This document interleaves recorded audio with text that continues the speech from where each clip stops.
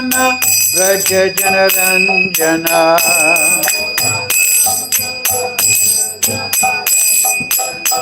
Yamuna Tira Vanachari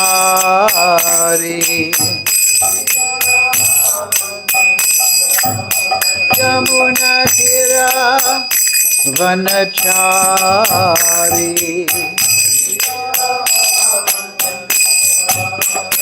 Jaya Radha Madhava Kunja Vihari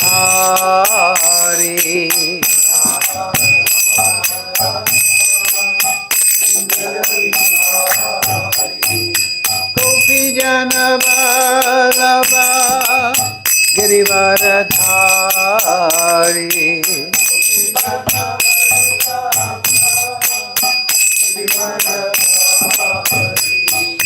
Gopi Jana Vallabha Girivaradhari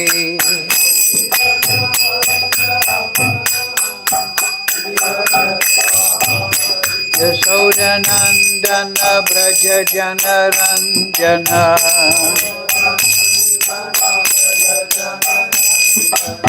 Yashodanandana Braja Janaranjana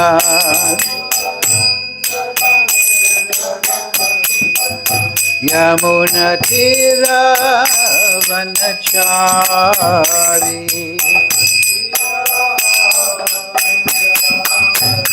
Jaya Radha Madhava Kunja Vihari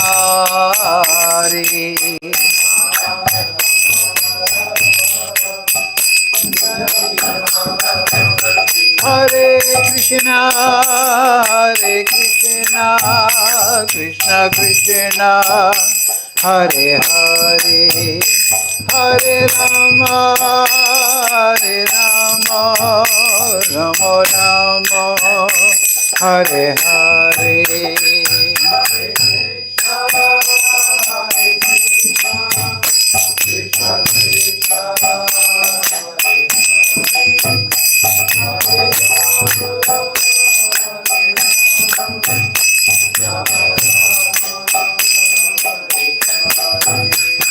Hare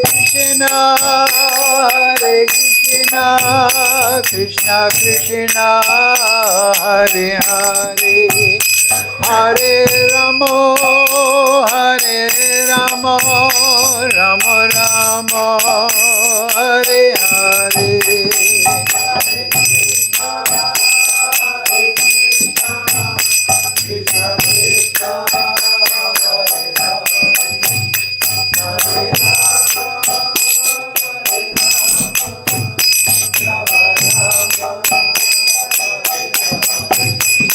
Jaya Prabhupada, Jaya Prabhupada, Jaya Prabhupada, Jaya Prabhupada.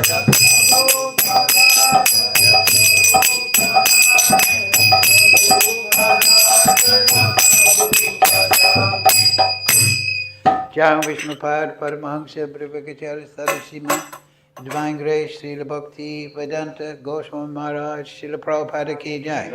Jai Vishnupad, Paramahamsa, Brahmacharya, Sarasima, Divine Grace, Srila Bhakti, Vedanta, Goswami Maharaj ki Jai. Srila Gokishore Das Babaji Maharaj ki Jai. Srila Thakur Bhakti Vinod ki Jai. Sri Guru Parampara ki Jai. Vrindavan Dham ki Jai. Sri Bhagavad Gita ki Jai. All glories to the assembled devotees. All glories to assembled devotees. All glories to Shri Shri Guru and Gauranga. Go Premananda Hari Hari Bo. So everything is auspicious today. A big sadhu has just come.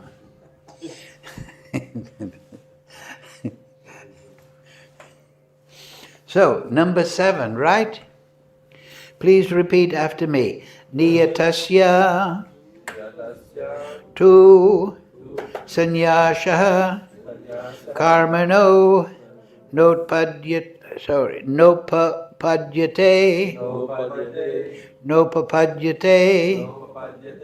mohat tasya pariyagas tamasa parikirtataha parikirtitaha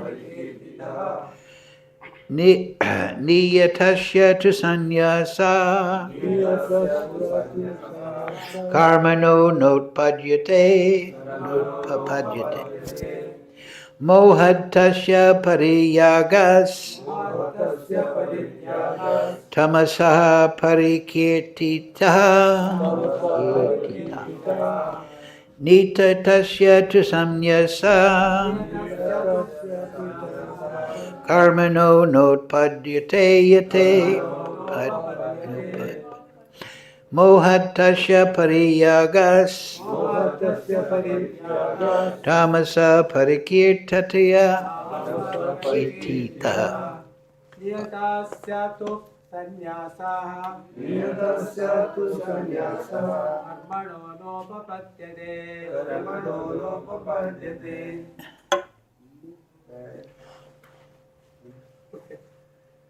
mohatasya parityagas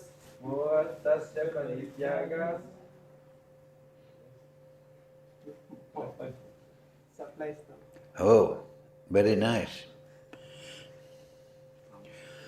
So, we'll just go straight on, right? I'll read it. So, reading from Srimad Bhagavad Gita, 18th chapter, number 7. The word for word. Chapter entitled The Perfection of Renunciation. Word for word. Please repeat. Nityatasya, prescribed to, but, sannyasaha, renunciation, karmana, of activities, na, never, upapadyate, is deserved, mohat, by illusion, tasya, of them, pariyagaha, renunciation, tamasaha, in the mode of ignorance, parikirtitaha, is declared. So, translation Srila Prabhupada. Prescribed duties should never be renounced. If one gives up his prescribed duties because of illusion, such renunciation is said to be in the mode of ignorance. Okay, please repeat. Prescribed duties should never be renounced. If one gives up his prescribed duties of illusion, because of illusion, such renunciation is said to be in the mode of ignorance. Yes, okay. So, purport, Srila Prabhupada, work for material satisfaction must be given up, but activities which promote one to spiritual activity, like cooking for the Supreme Lord and offering the food to the Lord and then accepting the food, are recommended. It is said that a person in the renounced order of life should not cook for himself. Cooking for oneself is prohibited, but cooking for the Supreme Lord is not prohibited. Similarly, a sannyasi may perform a marriage ceremony to help his disciple in the advancement of Krishna consciousness. If one renounces such activities, it is to be understood that he is acting in the mode of darkness. So, Mukam karoti vachalam pangam laitegarim yer kripa tamam vande Shri Guru Nitarinam Nityatasya tu sanyasaha karmano notpadyate mohatasya pariyagas tamasa parikirti taha. Prescribed duty should never be renounced. If one gives up his prescribed duties because of illusion, such renunciation is said to be in the mode of ignorance. So, this is why it's important with these very technical verses to look at the Sanskrit, you see. Karmana. So, prescribed duties refers to karma. So earlier in the Gita, Krishna says, guna karma vibhagasha, that according to the guna, the material modes one has interacted with in previous lives, then one will be attracted to and having a tendency to perform that work. So if one in previous life has cultivated mode of goodness, been a teacher or a student, then he will continue in the next life. There's that sloka, right? From Krishna comes knowledge, remembrance, and forgetfulness. So Prabhupada explains that verse. He says, yes, that we have a tendency and desires from past life. So Krishna reminds us, even in this life, even in the material life, to pursue our material goals. So that is karma. Karma means that, work. That's the root form. But then there's other karma. We'll go through that. Vikarma means to do activities that are against your karma, sinful activities. Say, for example, you are an administrator. You have a kshatriya tendency. So you should serve the people nicely. But vikarma would be you exploit your position and you steal the money or something. You're doing V, against your karma. So that is sinful. And then another form of karma is akarma. And that means to not perform your karma. So say you're a manager, a government employee, but you don't do your job. This is tamagun, you're lazy. So you're not performing your duty. So that is also a negative karmic balance, negative activity. Because you should perform your prescribed duty, your karma, which is your tendency. And then there is ugra karma. Ugra karma means very sinful activity. Like you're a manager, but you come to work drunk. And you fight with all the people in the office, or you cheat them. Ugra. Also, ugra karma means like, destroying the environment, or even murdering and killing and violent things. So these are the departments of karma. But generally people understand naturally what goes around comes around, right? What you sow, you will reap. What you do, you will get, Everything will return to you in the material world. So Krishna, in this section, he says, if you have a material tendency, which we all have, some people were big musicians in their life. So Krishna reminds them, yes, pursue your musical. So it's very interesting to think that Krishna is the servant, isn't he? We hear Ishvara Parama Krishna, right? But actually Krishna is also the servant of all the jiva, right? He's reminding him of what his material desires are. And he's helping him fulfill those material desires. So this is something to contemplate, that Krishna, he is Ishvara Parama, but he's not like that bad Kshatriya. He is facilitating the living entity in the material world. Sutri Mani Gana Iva. Everything is resting upon Krishna. Of course, in the modern day Kali Yuga education, everything is resting upon biology or chemical laws or physical laws. They are there, but they are resting upon ultimately Krishna. So Krishna is facilitating everyone. And what is the best way to perform your prescribed duties? That will come later. But it's interesting to note that sometimes people think, oh, I will just give up everything for my material life. Now, Lord Chaitanya did that, did he not, right? He had a young wife, Vishnu Priya. His mother was there with his young wife, Sachi Devi, and there was no big source of income. But he gave it all up, his prescribed duties, you could say, his karma, his material. Of course, Lord Chaitanya is fully spiritual, but he was performing a leela in this material world. But he gave up everything, right? Why?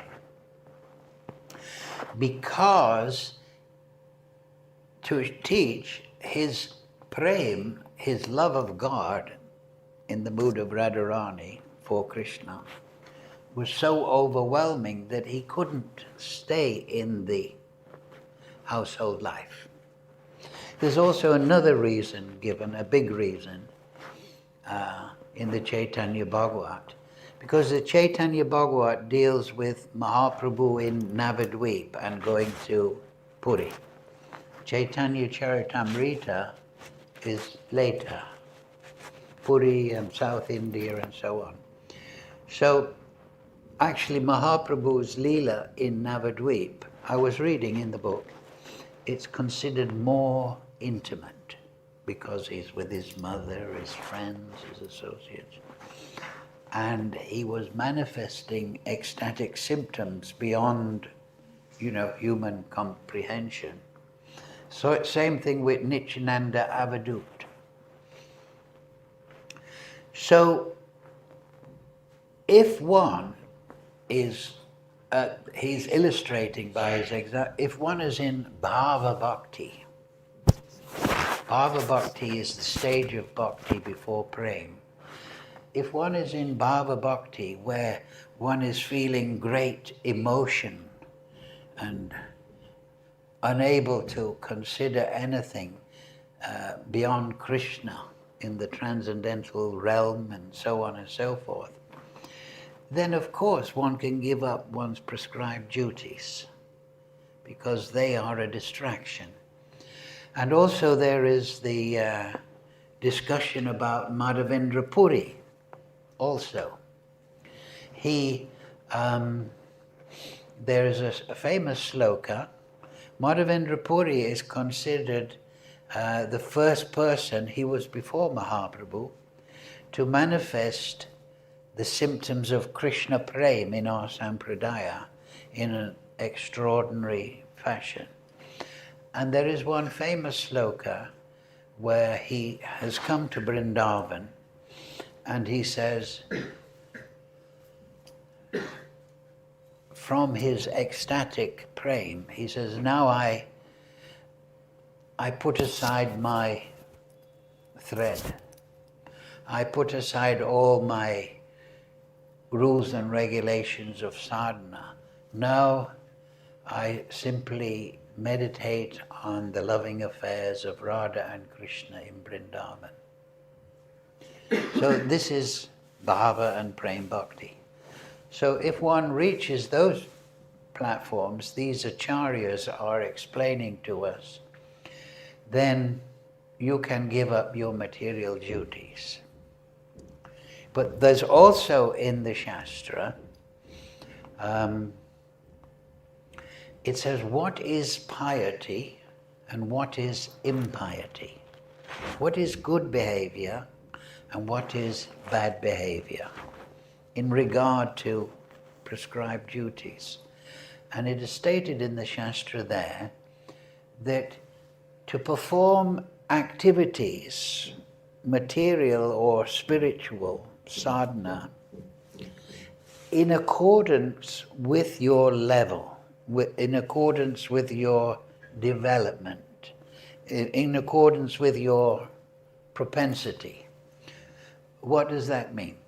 That means that if I am a sadhaka, I shouldn't imitate the activities of a prem bhakta, right?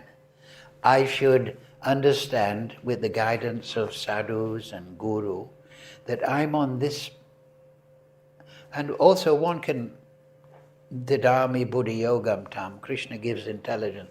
I'm on this platform, therefore I should perform austerity. Say, for example, on Ekadashi, I should be careful about controlling my senses. I shouldn't try to be Nityananda Avadut. I shouldn't, and then similarly, I shouldn't put aside the rules and regulations, the prescribed duties that are suitable for a sadhaka, and just become spaced out. You understand? Not go to Mangalarti, not chant my rounds properly. And think, well, I'm chanting 3 Gayatris a day. Sometimes I'm too busy, I just don't bother. You know? Then that is also niyamagraha. Rupa Goswami in Nectar of Instruction, he says that niyamagraha means that following rules and regulations, he explains it in 2 ways. Follow rules and regulations of sadhana without understanding the goal. That means you should understand, have a good idea what is Krishna Prem. But then niyamagraha is also not following rules and regulations properly.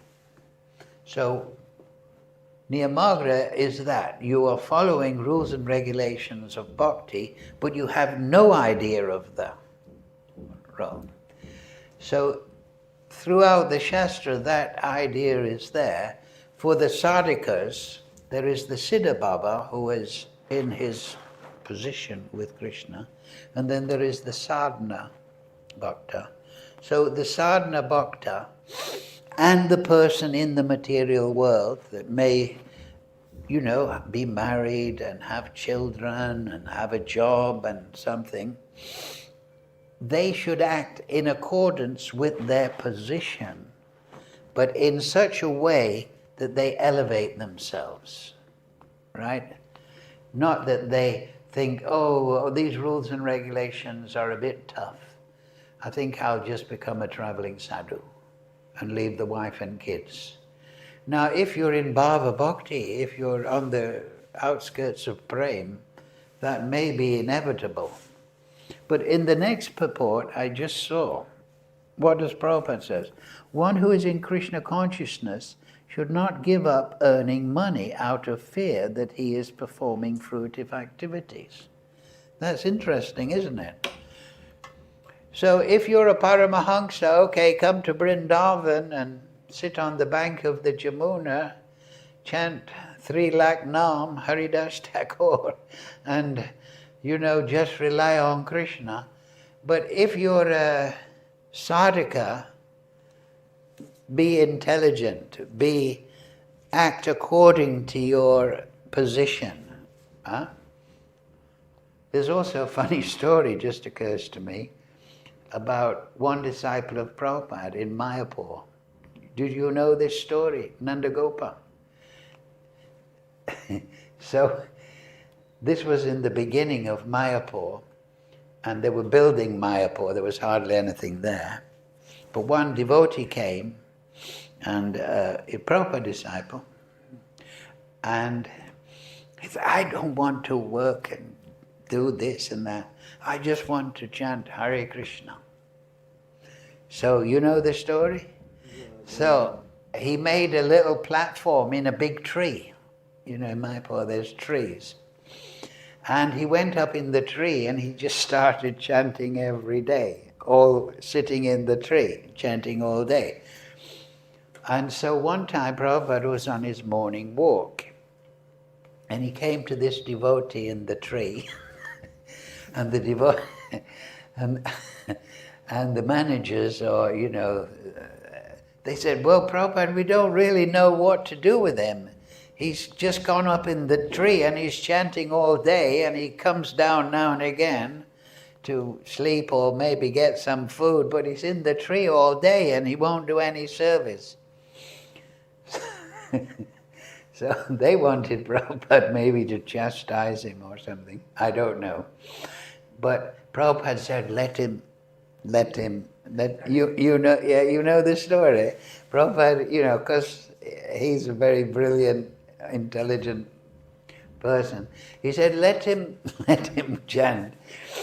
So, yes, Hare Krishna Jai, yes. They went on the morning walk. And then a few days later, the devotee came down from the tree and stopped his, non-stop chanting in the tree. Because he found he couldn't maintain that kind of sadhana. He couldn't be Haridas Thakur just by decision. That it's a gradual process. We have to, like at the Bhakti Lata Beach, it grows, it's explained, it grows. It doesn't suddenly, any tree, it doesn't suddenly give fruit in the first week of planting. So that devotee came back down and then he kind of blended into the situation. But Prabhupada didn't discourage him. He let him chant if he wants and then, let Krishna speak to him in the heart. Dami buddhi yogam tam. He didn't, chastise him or say you're Actually, finding fault is never a good thing, right? Because when we find fault, it's often spurred on by envy, matsarya. We want to look at people and find fault. And the Bhagavatam says, Paramo nimacharanam satam, that Bhagavad Bhakti is understood by the non-envious. There's also another story, actually. We're getting a bit far away, but it's a similar story. That George Harrison? He was he was in the Beatles. Yeah, he was in the Beatles. And that was one of maybe the biggest group in the whole pop scene at that time. So he took to chanting Hare Krishna and everything, and he actually wanted to shave up and live in the temple. But Prabhupada said, no, it's okay, you chant in your place. So a few months later, I met him actually in England. A very nice, unassuming person. And so one day, the devotees came to Prabhupada, the managers or whatever, the leading devotees there, and they said, oh, Prabhupada, George is, they didn't call him George Harrison, everyone knew him as George. George is, he's gone back to, drinking in his house. And Prabhupada said, don't speak to me like that. Don't tell, you be quiet. George is a very good boy. He's a very good boy. That's what Prabhupada said. He wouldn't hear any, even though it might have been an actual thing, but he stressed, no, George is a very fine person, very nice, very good. So these are all very instructive things. That is particularly with being non-envious, because sometimes we find fault because we want to push people down. We think that will make us happy. But the pure devotees, they are non-envious. They are trying to give compassion to people that are in the material energy.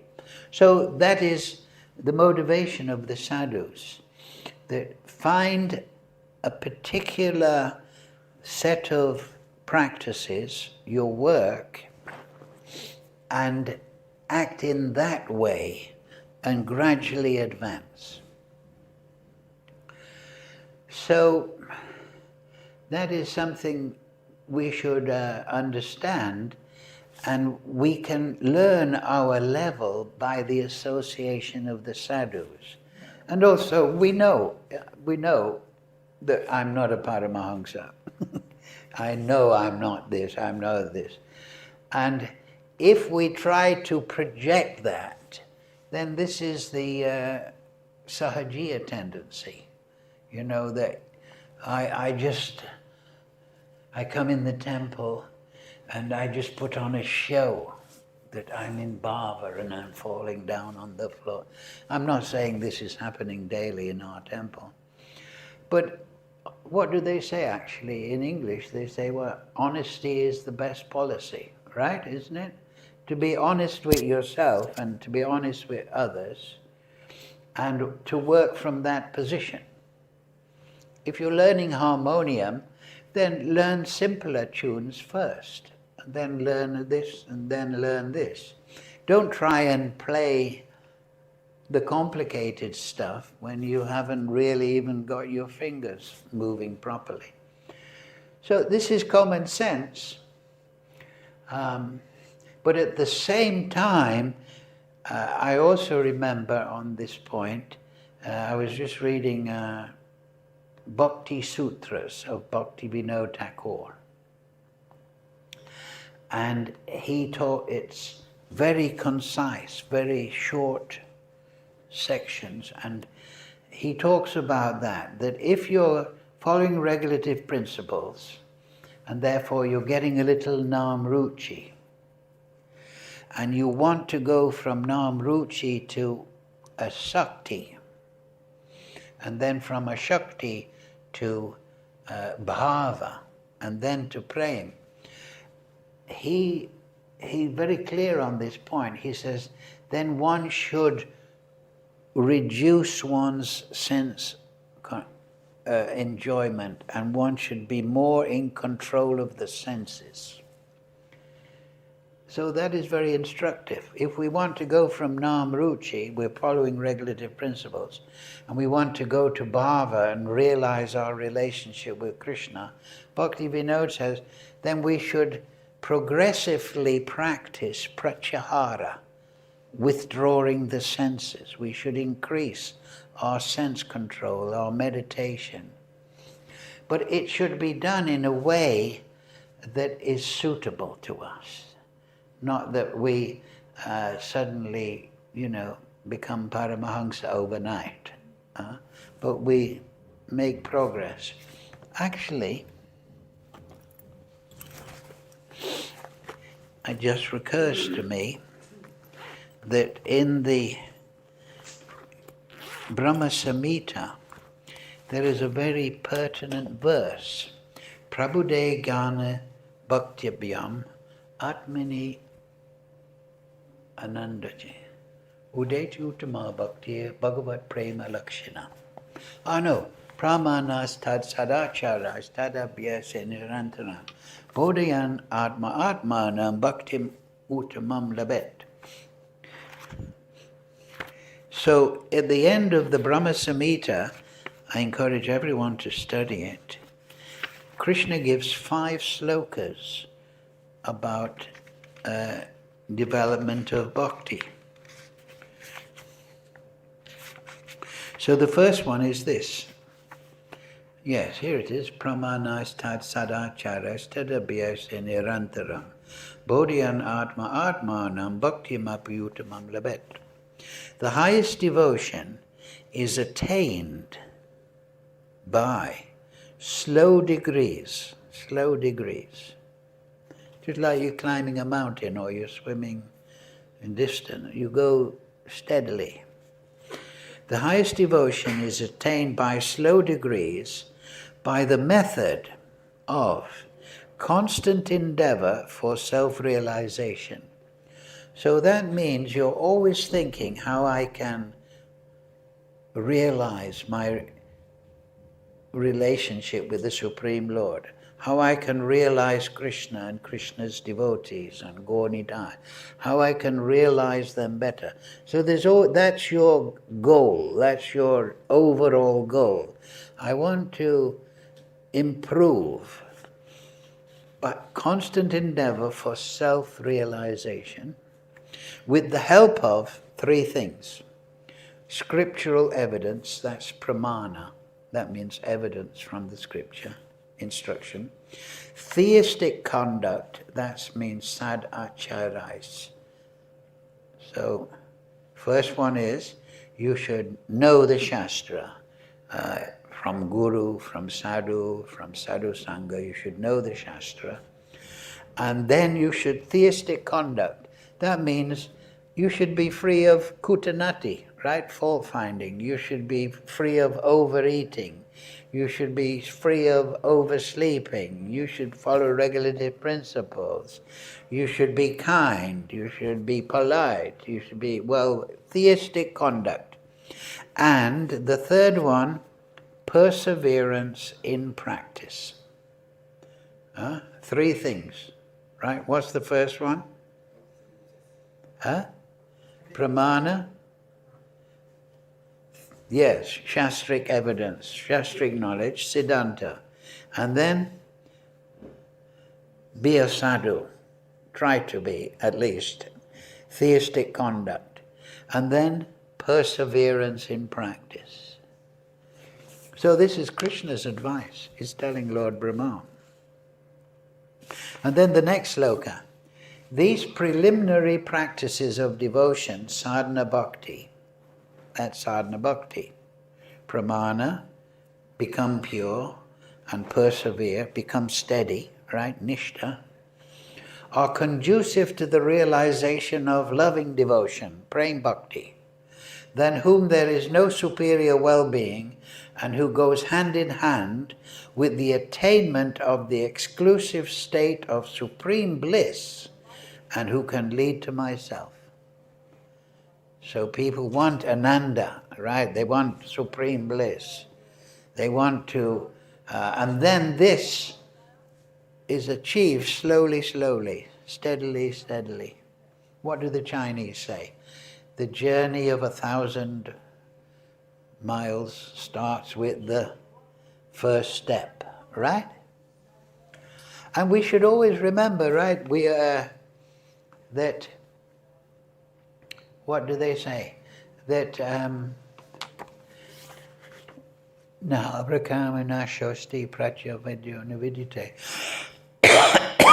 that whatever advancement we make, we never lose that, right? Like today, it's Ekadashi. So if we study Shastra like we are doing now, and we chant nicely, and we see the deities, and we offer our obeisances to the deities and the devotees, that is a deposit in the bank account. You understand? It's never lost. Say we go on parikram to Mayapur, we're always putting a deposit in our spiritual bank account. So if we think in this way, we can feel very encouraged. You understand? Because it's a slow degree. We're making progress, we're chanting, and we're following principles and studying the Shastra and understanding a bit. But we should know that we're making progress, but we're never going to lose that progress. That's always going to be our companion. And we can always build on that. You understand? We can always think, yes, I did something good today, and I'm making a little progress. Perseverance in practice. So Krishna is putting it very nicely. Don't think, oh, I'm going to get ecstatic revelation in 1 week after starting to chant. I'm not saying anyone is thinking like that, but that is the tendency. But the best idea is to be steady. Just like if you want to learn Mridanga, you practice every day. You don't practice only on Sunday. You understand? If you practice every day, you'll get better. But if you just practice Sunday, then you'll forget everything in the week. So steady, right? That's the meaning of it, isn't it? Nishtha. After anathas are gone, we become nishtha, steady. And so we should understand. And then Krishna says, Dadami buddhi yogam tam yenamam upayantite. I'll give intelligence. So Krishna gives intelligence to the devotees. So the other point here, just to final point on today's sloka is, it's illusory to give them up, because if it's in the mode of ignorance. But we should understand that, what do they say? Patience. Patience is the key to success. So that is one of the qualities Rupa Goswami explains, that the devotee should feel confident, right? Enthusiastic, patient, act according to regulative principles, give up bad behavior, follow principles nicely. But he should feel confident, I will attain the goal, right? Constant endeavor. We shouldn't think, oh, I can't become a pure devotee. No. We shouldn't think, oh, it's too difficult. Then we're finding an excuse to stop. It is that application to sadhana and the process that proves to Krishna that we want to go back home, back to Godhead, that we want to become pure devotees. So our sadhana is proving to Krishna that we're sincere in this way. And we shouldn't think, oh, it's not possible, or I can't do it. Because Krishna wants to take you back, right? Like we said at the beginning of the class, he's facilitating our material life, reminding us that we wanted to be a businessman or a musician or a doctor. He's facilitating our material life, and he says, I will facilitate your spiritual advancement too.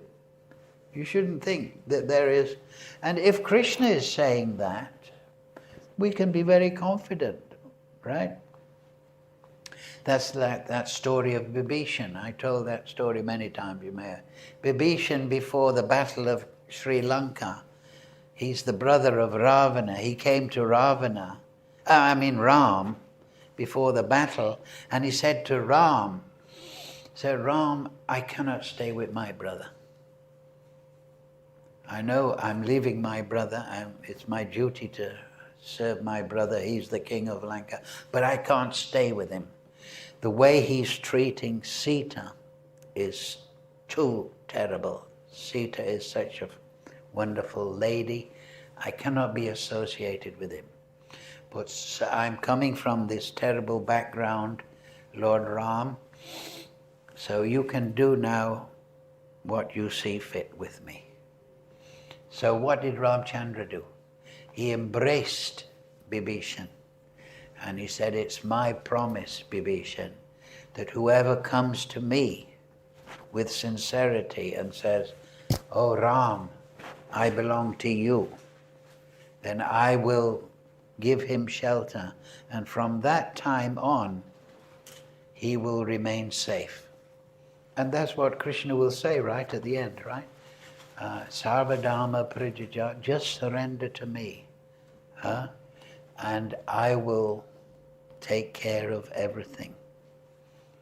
So it's very important to have that confidence in Krishna. We have some journey to go. The mind and senses are pushing and pulling us.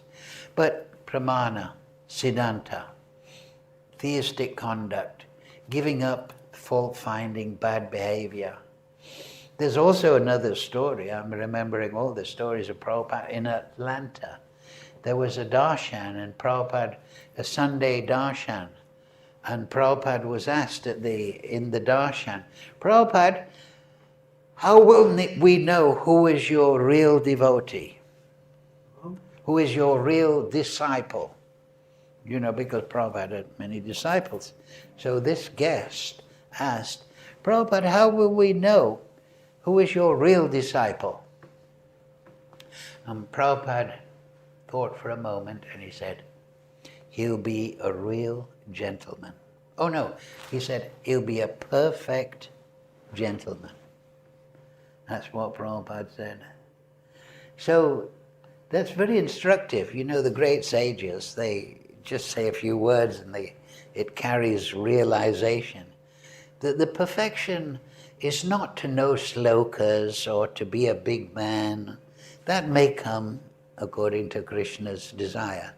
But the perfection of Vaishnavism is to be a perfect person, to be a perfect gentleman, to be free of kutanati, fault finding, to be kind and generous.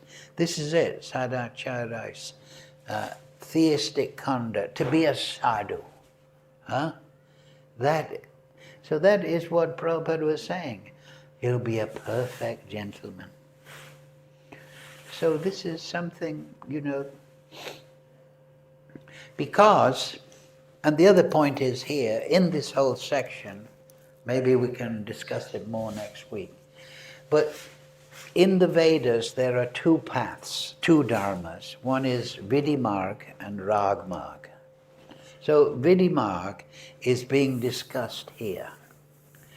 Vidimarg is manifest in Varnashram, where you perform your activities according to your material propensities. And Ragmarg means Sanatandam, right? That means you're practicing hearing, chanting, remembering, Padasevanam, Archanam, Vandanam, Dasyam, so on. And that is based on rag, attraction to the Supreme Person. So Vaidhi Bhakti, or Varnashram, and instruction from the Vidhi, is very important because it helps, it puts a boundary around the Bhakti Lata beach. We perform our prescribed duties, whether we're, you know, in this position materially or that, but we perform them as a means of maintaining purity in our ragmarg, right? Same thing, niyamagraha. Don't just follow rules and regulations, but in your heart be developing rag, attraction to Krishna. So that's what Madhavendra Puri was talking about. That's why Lord Chaitanya showed the world. And the other reason he took sannyas, we didn't finish that, was because people in the local atmosphere of Navadvip, they weren't really taking him seriously. So he wanted to take sannyas because people naturally respect a sannyasi. Oh, he's renounced. He's very respectable. So that was the other reason. So the Vedic prescriptions are a combination of Vidhi and Rag. And so this is what Krishna is making clear to us in this conclusion to the Gita. That follow rules and regulations nicely, but within that, develop rag. How? Shravanam Kirtanam, very important. Hearing the Bhagavatam, hearing the Leela of Krishna. There's three levels. Lord Chaitanya taught that. First, we should hear and chant. We should chant Hare Krishna and take prasad. Then we should learn philosophy. Then we should enter understanding of the Leela. This is again another progression. First we purify Chetodapana Marjanam. Then we learn Vidya Vadu Jivanam. We learn Siddhanta. That frees us from material attachment and ignorance. And then we can understand the qualities of Krishna's devotees, the quality of Krishna's Leela as being adhoksaja, as being transcendental. So this is the progression of Krishna consciousness. And though we want to go there, but we should go there steadily. What did they say? Oh, the tortoise and the hare, right? Huh? Slow and steady. Sorry? In my classes, we studied that. Sorry? The story of the rabbit and the... Yeah, the rabbit and the hare. The tortoise. Did I say something else? Turtle or something? Yeah, we all know that. Slow and steady wins the race. Huh? Slow and steady wins the race. Yeah, that it's probably from. Title. That it's Aesop's fable in the West, but it's probably based in something Vedic. We all know, right? The hare thought, I'll have a race. and the tortoise said, okay, I'll race you. And then the hare ran off, and he thought, he's so slow, I'll just sleep under the tree. And the tortoise took him over and won the race. So this is instructive, right? We want to but we're going to go slow degrees, right? But we should be confident that by grace, because I was just listening to Nectar of Devotion tape by Prabhupada, and he was saying that you only get pure devotion by the grace of a pure devotee. It's one of the characteristics of pure devotion. So, but you should be confident that you will get that mercy, because the pure devotees want to give that. But we're learning a big thing. We're learning the unlimited Lord, right? We're not learning, just to play guitar. We're learning, unlimited, the transcendental world. So it's just like at the beginning of the Bhagavatam, right? Narada Muni, he used to sit down, he was taught by the Bhaktivedantas, and one evening he was doing his meditation, and then instead of his Manasa Murti, actually Vishnu appeared to him, and he became ecstatic. And but then that vision disappeared, and so he sat down again and tried to recall Vishnu in toto, in full. But then he heard the voice of Vishnu, and he said, well, Narada Muni, I've appeared to you to encourage you. Those that are not fully pure in heart cannot fully see me. So to encourage you, I've appeared. Now continue with your sadhana, your meditation, and you will surely come to me. So Krishna can give special darshan and so on and so forth. But ultimately, prescribed duties, and we'll come to this Krishna will bring everyone. Prescribed duties are there, but this is what Srila Bhakti Siddhanta called Daivi Varnashram. That perform your prescribed duties, but yad karosi yadadnasi dogstadasi. Perform your materially suitable duties as an offering to the Supreme Lord. Don't just follow them for the sake of it, but it's all integrated with this constant endeavor. Hare Krishna, Krishna Krishna, Hare Hare, Hare Ram, Ram Ram, Hare Hare. And that's why sadhu sangha is so important. Because when we have sadhu sangha, I mean real sadhus, then our friends can tell us, you're getting a bit spaced out. Or, you should do, not in an envious way, but we encourage one another. And you understand. Just like if you want to be a musician, you should associate with musicians. If you want to be a devotee, you should associate with devotees, and they will inspire you. But ultimately, in psychology, they say, don't hope to become a devotee. No, decide. Do you understand? Don't think, oh, I hope one day I will be a pure devotee. That's okay, but then I will become a pure devotee, right? Dridha vrata, right? You have that decision in your heart. Not thinking, oh, I hope I will become a pure devotee. What's on television? You understand? You see the difference. So that is how, that is surrender, is making that commitment, Dridha vrata, right? So Krishna, he responds to our decision. That's his promise.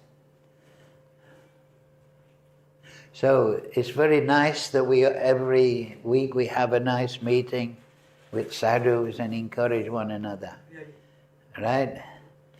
And this is yajna, right? The sages, this is bhakti. Bhakti doesn't mean just selling the fruit in the temple for the guests. Bhakti means to hear the philosophy, it's most important. So any questions?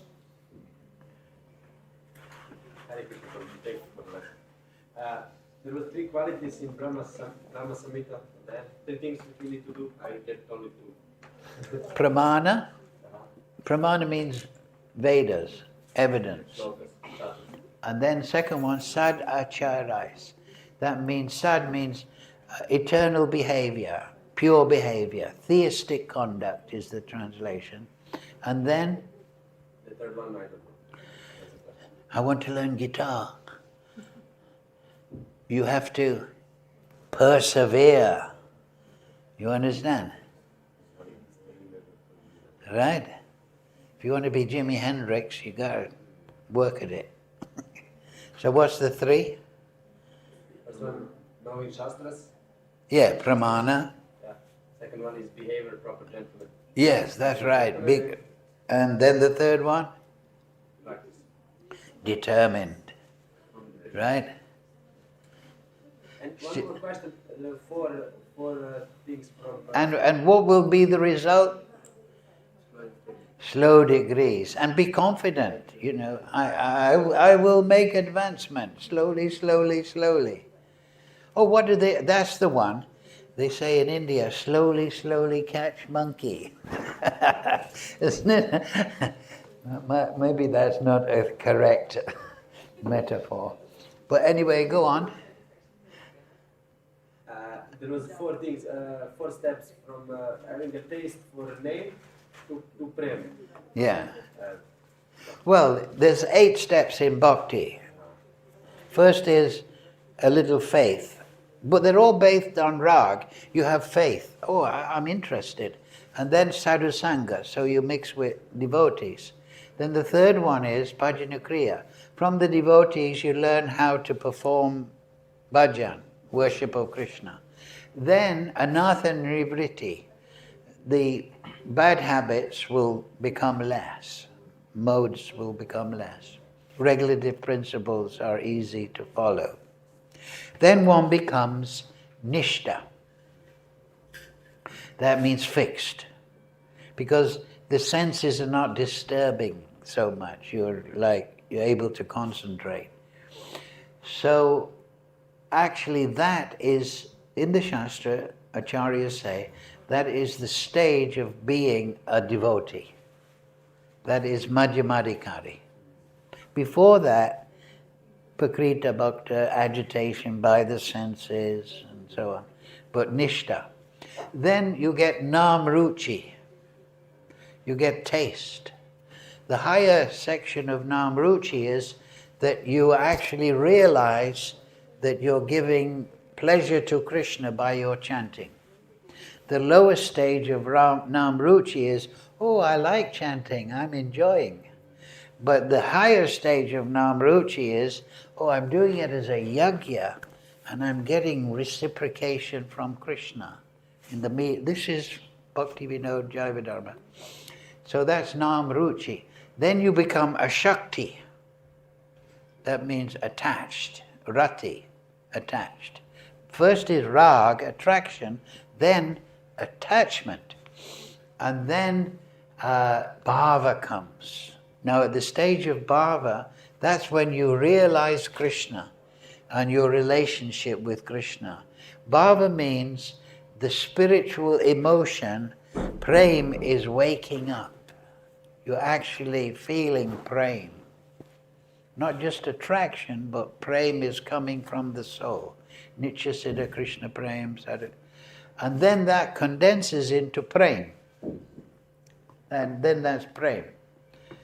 And then, but it's explained in the Shastra that there's 8 sections of prem, further developments, but you can't develop them in a material body because the emotion is so strong. What are they? Man, pranaya, rag, anurag, bhava, mahabhav, and prem.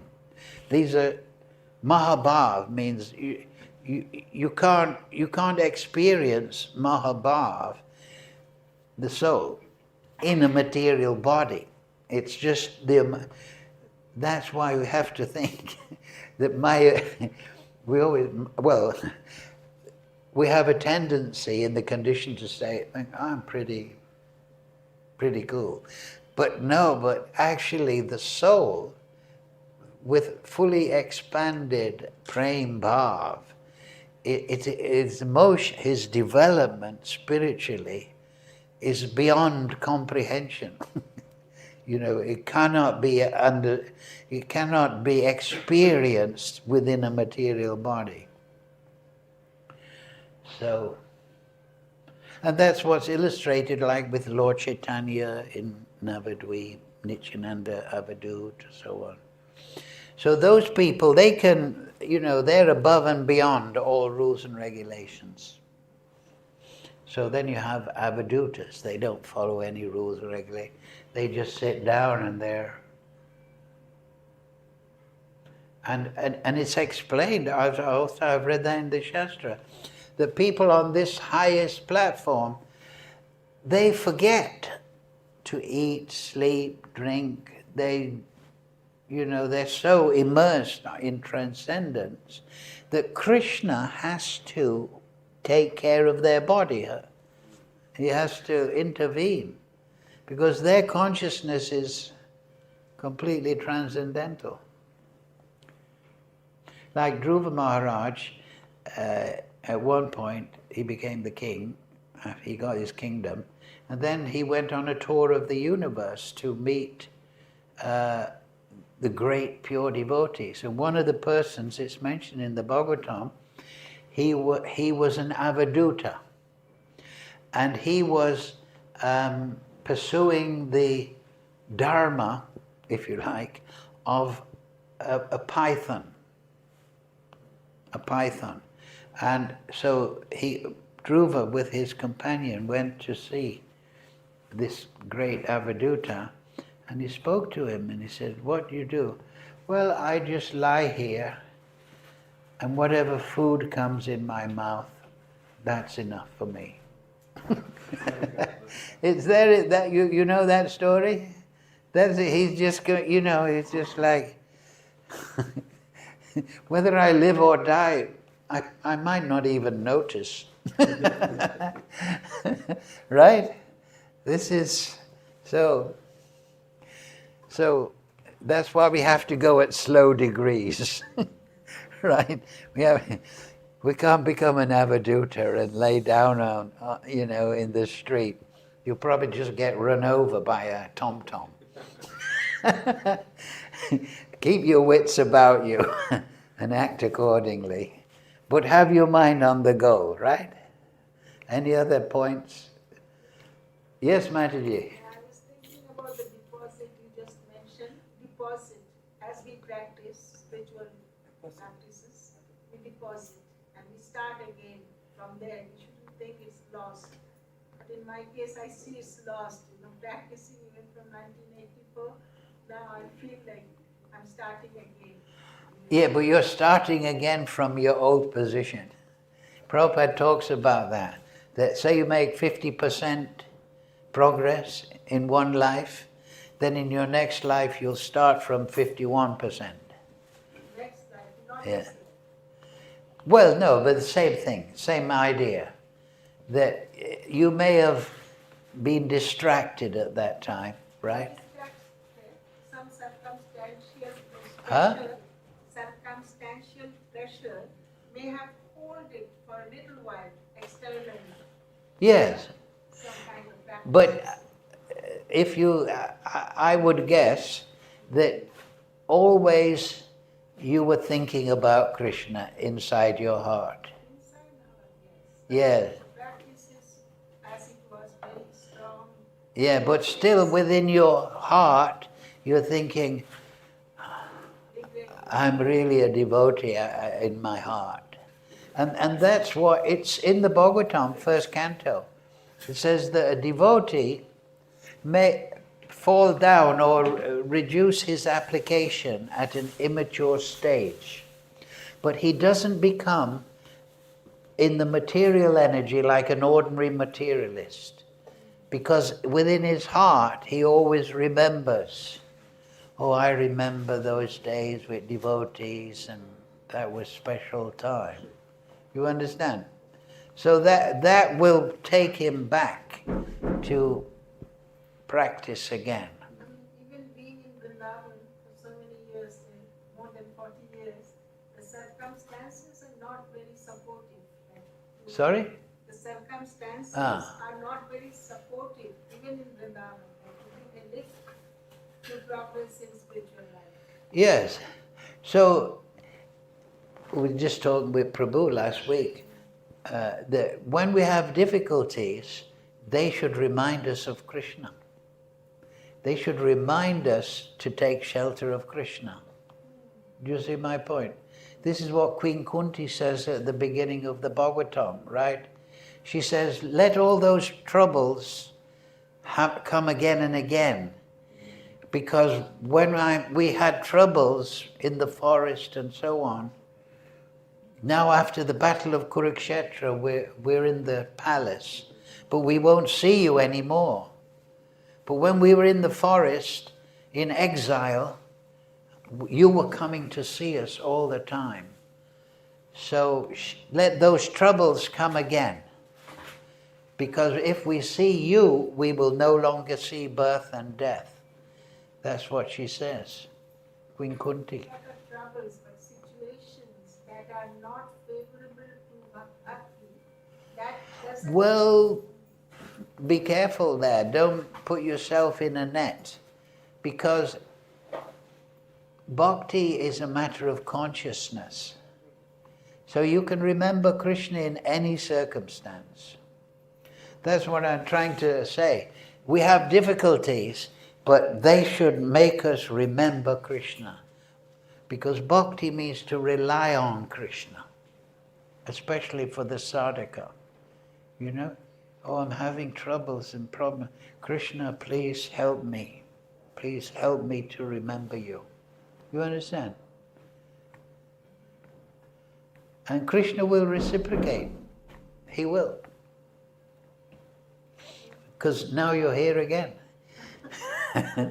So we'll see you next week. Hare Krishna, Krishna Krishna, Hare Hare. Hare Ram, Ram Ram, Hare Hare. Hare Krishna, Krishna Krishna, Hare Hare, Hare Rama, Rama Rama, Hare Hare, Hare Krishna.